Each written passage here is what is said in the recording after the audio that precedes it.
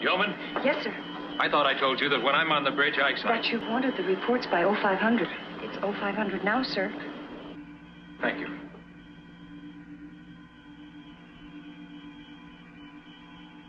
Can't get used to having a woman on the bridge. No offense, Lieutenant. You're different, of course.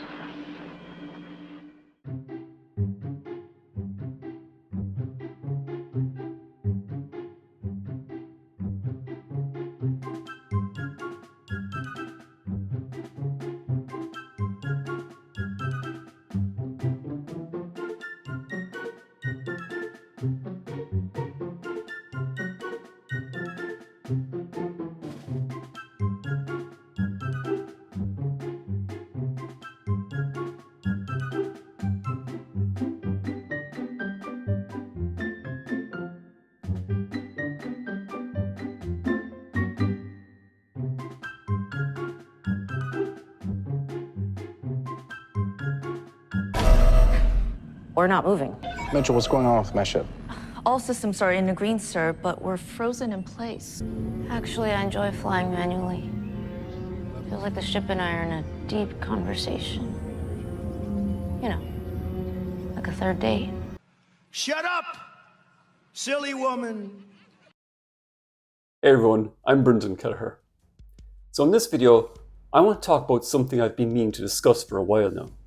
Is Star Trek too woke?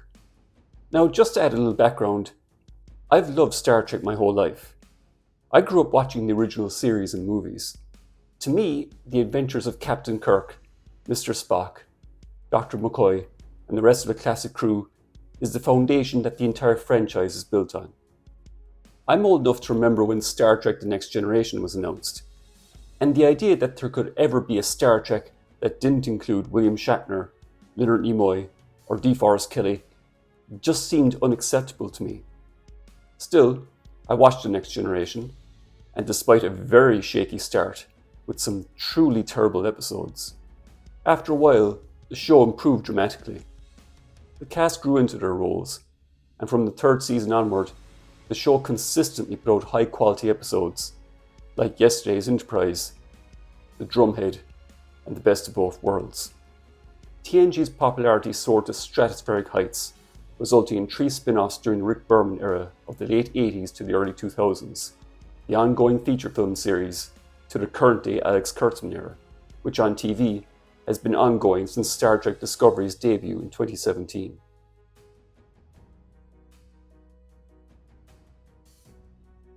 So this leads to the question posed by the title of this video: is modern Star Trek too woke?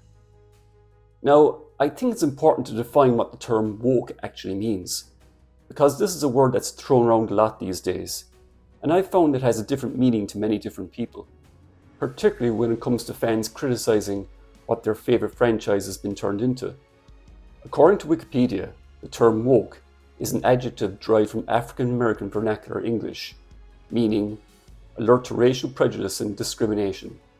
Beginning in the 2010s, it came to encompass a broader awareness of social inequalities, such as racial justice, sexism, and LGBTQ rights.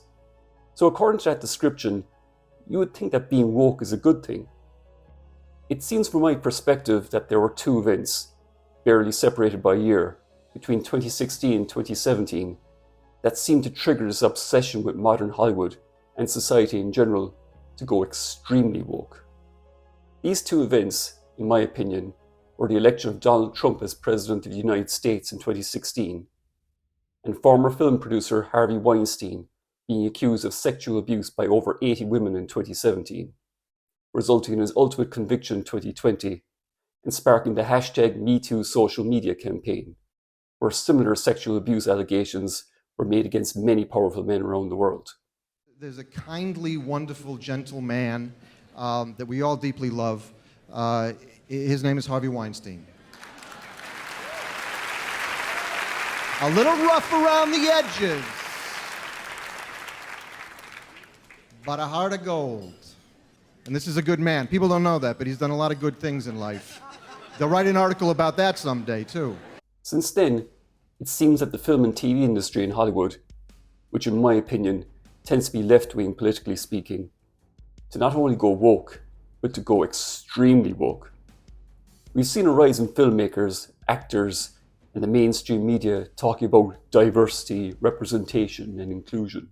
We're getting like more diversity, much more diversity, being inclusive, representation, black elf, female dwarf, wow. Diversity of such a diverse team. Diverse, different. Diversity. If you're a woman of color as well, representation. Different. We have a lot of representation. Diverse. Everybody looks different. Diversity and the inclusion. Different way. Diverse. There are so many diverse people out there. I also want to say representative, because we're getting like more diversity. This has led to a rise in such things as female representation in the likes of not only Star Trek, but Star Wars, Terminator, Doctor Who, and Marvel. And not just female representation, but a rise in the prominence of minority groups in the industry. Now, I'm not saying that this is necessarily a bad thing. Actually, it's a good thing. I'm all for diversity in all walks of life. However, I think it's fair to say that in a lot of cases, it's been taken to extremes. We've seen franchises, particularly male-oriented franchises, like Star Wars, Marvel, and particularly Star Trek, to be feminized to agree that they are not entertainment anymore. They're just a platform for activists to spread the message. Down with the patriarchy. Now, as far as Star Trek is concerned, the franchise, in my opinion, has gone super woke. All 3 live-action shows produced since 2017, Discovery, Picard, and Strange New Worlds, have predominantly female casts, filled with girl bosses telling men what to do and how horrible they are. Women on these shows are most often portrayed as these indomitable badasses who can beat up men twice their size, which is ridiculous, and every Starfleet admiral seems to be female. Sheer fucking hubris. And it seems like they have to include at least one gay character in each show. And if they don't create one, they just change the sexual orientation of a legacy character.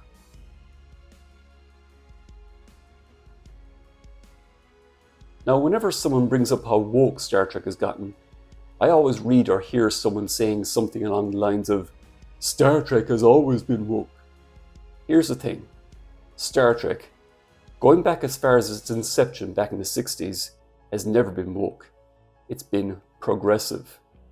Gene Roddenberry envisioned a future where mankind had sorted out their petty differences, for the most part, and were united in seeking to better themselves and to explore the universe. As a result of this, the crew of the Starship Enterprise were made up of a diverse crew.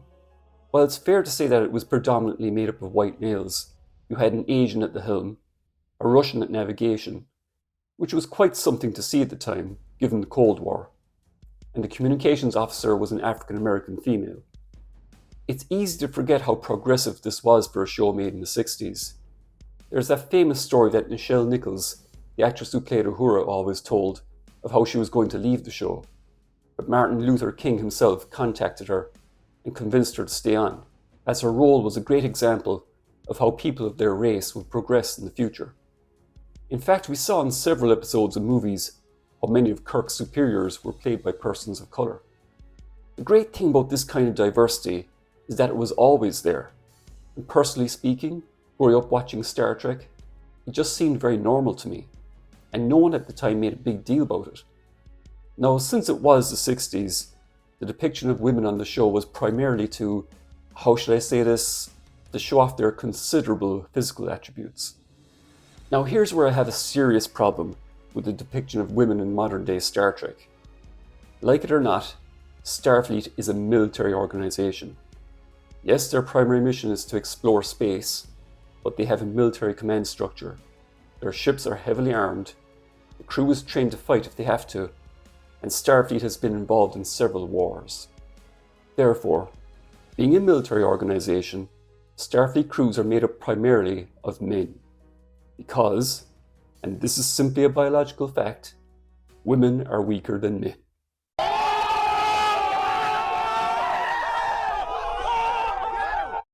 This is why I can't take modern Star Trek seriously, particularly in Strange New Worlds. as Pike's crew seemed to be made up almost entirely of women. Let's face it, if you're going into a battle and you have a choice between a trained group of men or a trained group of women, you're going to choose the men. How dare you! Also, men are not only stronger than women, they don't get as scared or as controlled by their emotions as women do. Hey, don't take my word for it. Just ask Mr. Spock. And I suspect preys on women because women are more easily and more deeply terrified, generating more sheer horror than the male of the species. Still think Star Trek has always been woke?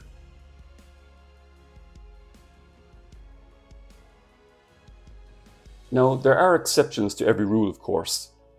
We've often seen several female security officers in Star Trek over the decades, and I'm pretty sure that the likes of Katie Taylor or Gina Carano could kick the crap out of me, but the exception does not disprove the rule. Now, you can say that the writers of modern Trek are redressing the balance by having so many prominent female characters in Star Trek these days, but this just goes to show how little reverence they have for the source material. Like it or not, Star Trek is a fictional universe, but it's been established in the lore of the original series that there were no female starship captains during the era of the Enterprise's 5-year mission. The episode Turnabout Intruder reveals that Starfleet has a policy forbidding women from being captains of Starfleet ships, due to them apparently not being able to handle stressful situations. Now, as sexist as that sounds, remember, as progressive Star Trek actually was, it was made during the 60s, and that decade, traditional family structures dictated societal norms and expectations, with men as breadwinners and women relegated to domestic responsibilities. Oh my God, this is so sexist. In all fairness, by the time we got to the Star Trek movies of the late 70s and 80s, these kind of gender roles changed, and in Star Trek IV: The Voyage Home, we saw the first appearance of a female captain in the franchise, a woman of colour as a matter of fact. Apparently Sonequa Martin Green, who plays Michael Burnham, has never seen that movie though. You are the first black female captain leading a Starfleet. What does that mean to you?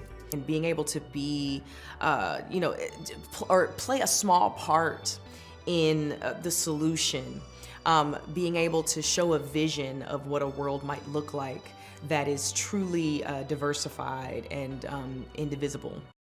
And Captain Scott. Tryla Scott said you made captain faster than anyone in Starfleet history, present company included. You that good? Yes, I am. Seriously, have either of these ladies watched Star Trek before? On a related note, the first male black captain depicted in Star Trek was even earlier than that, with Paul Winfield playing Captain Terrell of the Reliant in Star Trek II. Here's the thing, if you actually are going to do a prequel to the original series, like Strange New Worlds or Discovery, you pretty much have to stay true to the lore.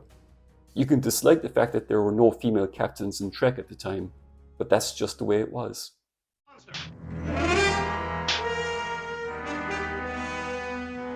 That's no way to treat someone who's telling you the truth. Strange New Worlds in particular tramples over continuity every week. Starfleet's first contact with the Gorn was in the original series episode Arena, whereas Strange New Worlds, which is supposed to take place before the original series, has the Enterprise encountering them in several episodes. I'm pretty sure though that since it is a prequel to the original series, that we're going to have an episode where all the women on the ship are told that they have to wear miniskirts and serve the men coffee. Right?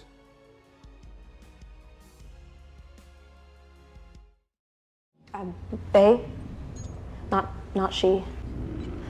I've never felt like a she or a her, so I would prefer they or them from now on.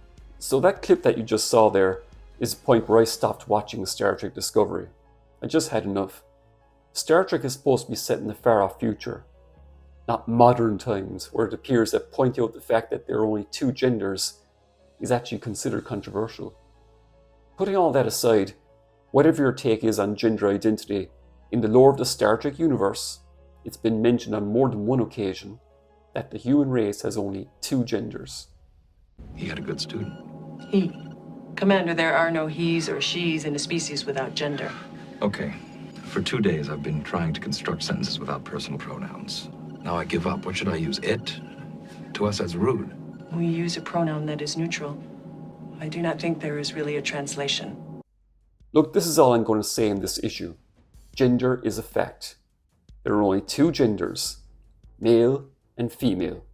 People can identify as whatever they want, but don't expect others to participate in their delusion. Ladies and gentlemen, and all androgynous creatures, your attention, please. Why did you build a translator with a feminine voice? We didn't. But I heard... The idea of male and female are universal constants, Cochrane. There's no doubt about it, the companion is female.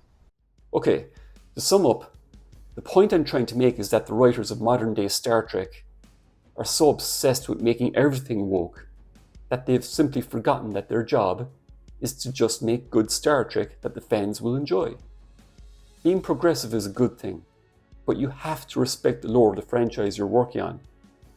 The standout show from the Kurtzman era of Trek is Season 3 of Star Trek Picard. The first 2 seasons of that show were just woke garbage, but showrunner Terry Matalas, who was given full control of Season 3, he truly got Star Trek, and essentially turned the final season into Star Trek The Next Generation Season 8. It was truly made for the fans. It was still woke, but it was at a tolerable level. Frankly speaking though, I think the current writing staff on all the Star Trek shows should be fired, and Terry Matalas should be put in charge of the entire franchise for the foreseeable future. Star Trek can continue to be progressive, but you don't have to knock one gender down to prop up another. I want to see both genders, men and women, properly represented in Star Trek. But at the end of the day, I just want good Star Trek. Good news stories that don't contradict what's been established in the franchise previously, with men and women boldly going where no one has gone before. Thanks for watching this video. If you enjoyed it, then please give it a like. Consider subscribing if you haven't done so already. Share it with your friends, click the bell for notifications, and let me know in the comments, do you think modern day Star Trek is too woke? Most importantly, I hope you all look after yourselves, and I'll see you all in my next video. Bye for now. In the past, women were often considered weak and inferior. But that hasn't been true for a long time. Earth females are too fragile. Oh my God, this is so sexist.